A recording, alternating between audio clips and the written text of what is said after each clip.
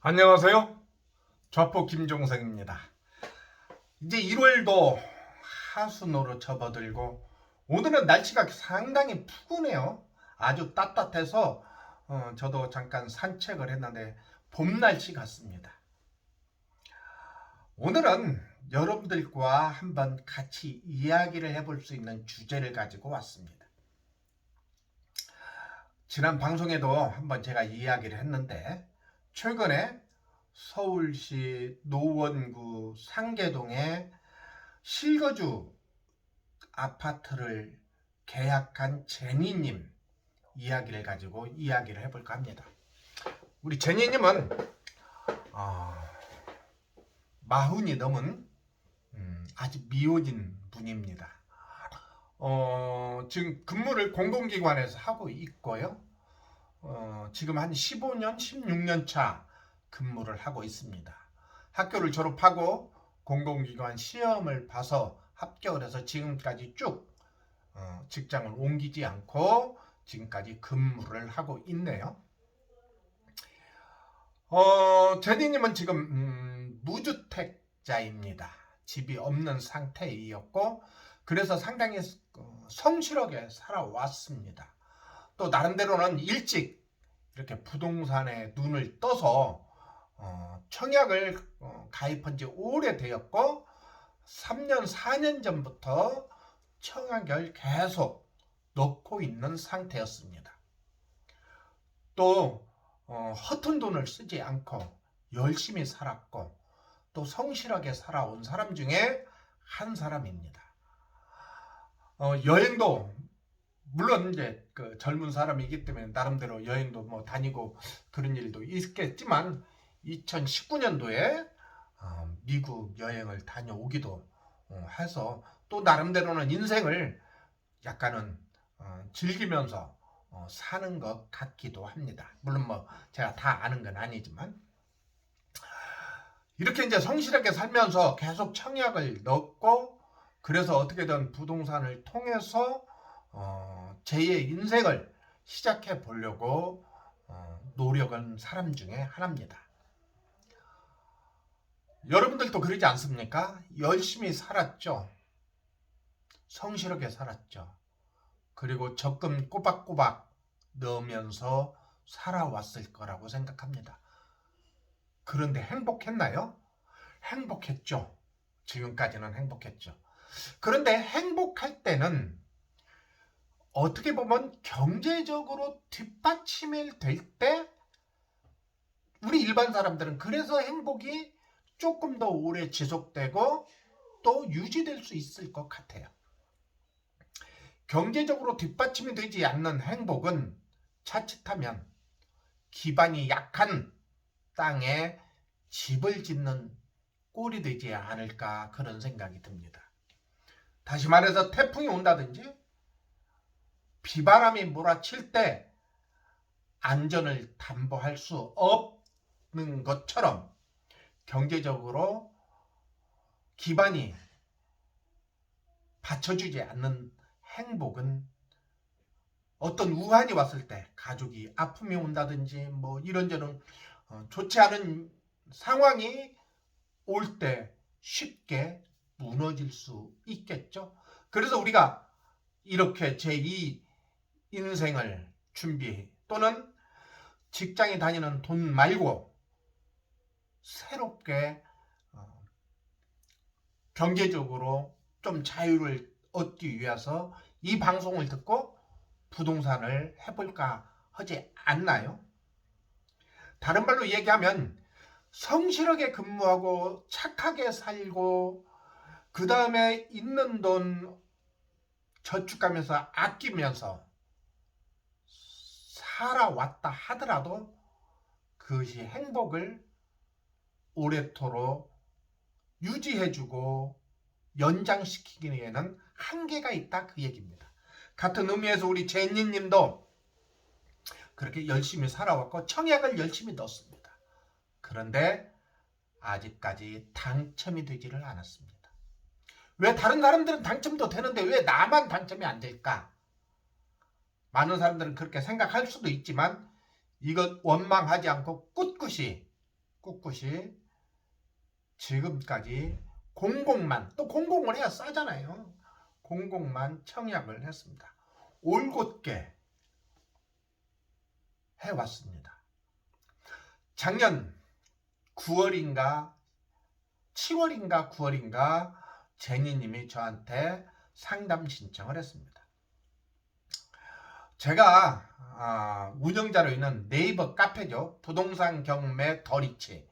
부동산 경매 더리치에 제니님이 연회원을 위한 실전반 회원이기 때문에 상담을 진행했는데, 그때 제가 제니님한테 말하기를 이제 청약 중단하라. 중단하고 지금이라도 지금 전세를 살고 있으니까 전세금과 합쳐서 대출을 이용해서 실거주 집을 샀으면 좋겠다. 제가 조언을 했습니다.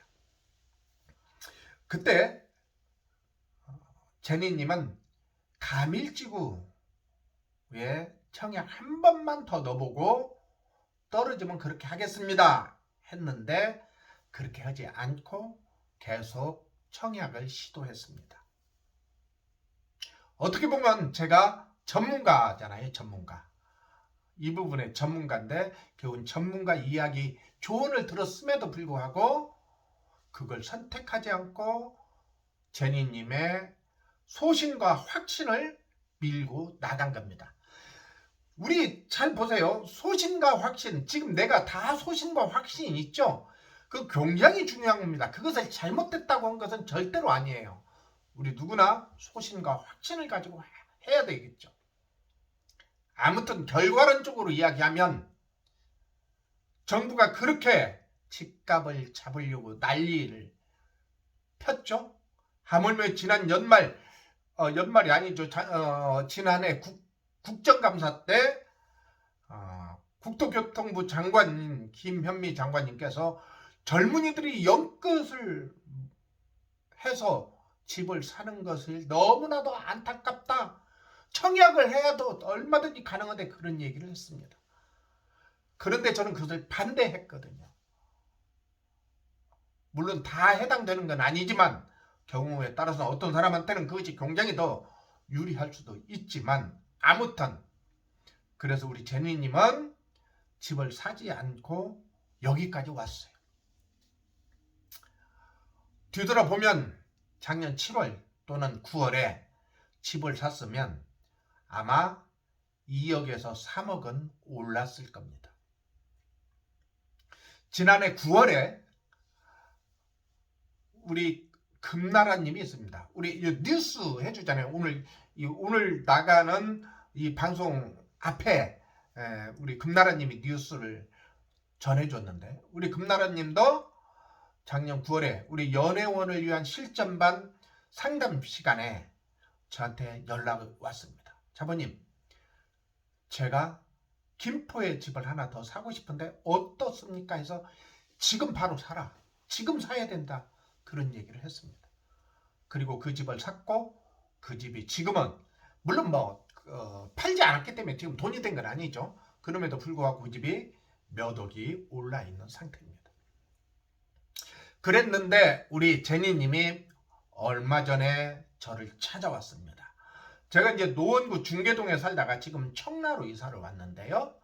저를 찾아와서 자포님, 이제 청약을 중단하겠습니다. 그리고 집을 사고 싶은데 자포님이 좀 도와주십시오.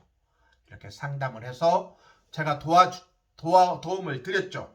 제가 직접 임장을 갖고요. 물건을 검색했고, 그래서 노원에 나와 있는 물건 중에 11층 남향 가장 싼 가격 6억 4천에 25평짜리를 계약을 했습니다. 그때 이제 가계약을 했고, 지난 토요일 날 제니님이 계약을 했습니다. 저는 여기서 이야기하고 싶어요. 인생에 있어서 우리 많은 사람들이 결단해야 되죠. 그래서 용기를 내서 결단을 한다, 그렇게 얘기합니다. 그런데 저는 그렇게 말하고 싶지 않아요. 그 용기는 어느 누구도 가질 수 있는 용기이기 때문에 결단은 용기가 아니라 인생입니다. 인생. 그 결단은 인생을 바꿉니다. 제니님이 가계약을 하고 난 지 오늘로 딱 일주일이 됐고, 토요일날 정식 계약을 했고, 그 다음에 오늘 월요일인데 지금 그 단지뿐만 아니라 같은 평형대의 아파트는 거의 다 7억으로 매물이 나와 있습니다. 계약하자마자 벌써 6천이 호가로는 올라있다 이겁니다. 여기서 하나만 더 얘기할게요. 토요일날 오후 4시에 계약을 하기로 했는데 부동산에서 연락이 왔습니다. 제니님한테 연락이 왔어요. 뭐냐면 원래 이제 그쪽에서 제안을 하기를 뭐냐면 6억 4천이기 때문에 가계약금을 2천만 원을 걸고 그리고 난 다음에 나머지 4,400만 원을 계약할 때 걸어라. 그리고 2월 말까지 중도금으로 2억을 넣어라. 그게 조건이었어요. 조건. 그랬는데 그걸 다 무시했고요. 어떻게 했냐면 가계약금 1,000만 원, 그 다음에 중도금 없이 계약금 6,400 넣고 5월 28일 날 잔금을 넣기로 해요. 그렇게 서로 합의한 상태입니다. 합의한 상태. 그런 상태에서 이제 서로가 문자를 주고 받고 그래서 가계약금을 넣고 토요일 날 오후 4시에 계약서를 쓰러 가기로 했는데 부동산에서 연락이 온 거예요. 계약하고 난 다음에 혹시 모르니 2천만 원만 중도금을 넣으면 어떻겠느냐. 그렇게 제니님한테 연락이 왔는데 제니님이 저한테 연락 왔어요. 자보님, 부동산에서 왜 이렇게 얘기해요? 우리 원래 그렇게 합의하지 않았잖아요. 그랬는데 왜 그러죠? 다시 말해서 제니님은 못마땅해 하는 뉘앙스를 저한테 전해줬습니다. 그래서 제가 하는 말이 그것은 당신을 위하는 일이다.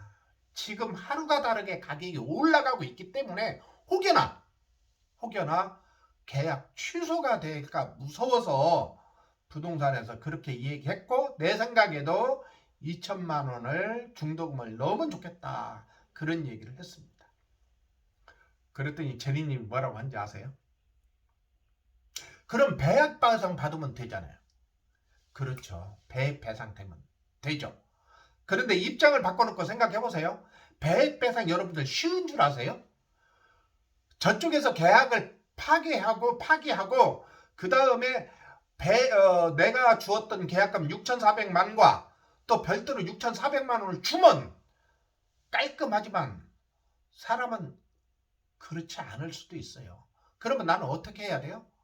내 거 6,400만 원만 받고 6,400만 원 한해서는 별도의 다시 소송을 해야 되는 상황이 생기는 거예요.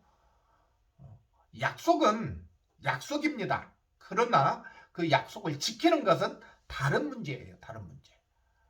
더불어 지금 또 제니님한테 당신이 지금 이 기회를 놓치면 또 많은 시간을 허비하고 작년 9월인지 작년 7월 달에 한번 시도했어야 그때는 지금 4억대에 살 수 있었던 집을 지금 몇 개월 지난주에 지금 6억대 2억을 더 주고 사는 거다. 근데 이 기회마저 놓쳐버리면 더 어려움에 빠질 수 있다. 자, 그런 이야기를 통해서 제니님을 설득했습니다. 그래서 무사히 계약을 마쳤습니다. 자, 이제 마지막으로 제가 말씀드리고 싶은 것은 우리는 뭘 하기 위해서는 결단해야 됩니다. 결단은 용기가 필요합니다. 그런데 그 용기는 용기가 아니라 인생입니다. 여러분들도 인생을 꽃피우기 위해서 한번 결단의 시간을 체크해 보시기 바랍니다. 그 결단은 꼭 혼자 하지 마세요. 여러분 옆에 있는 전문가들과 상의를 하시기 바랍니다. 설령 그것이 비용이 나간다 하더라도 어떻게 보면 그 비용은 더 큰 이익을 가져다 줄 수 있습니다. 오늘은 여기까지 하겠습니다. 안녕히 계세요.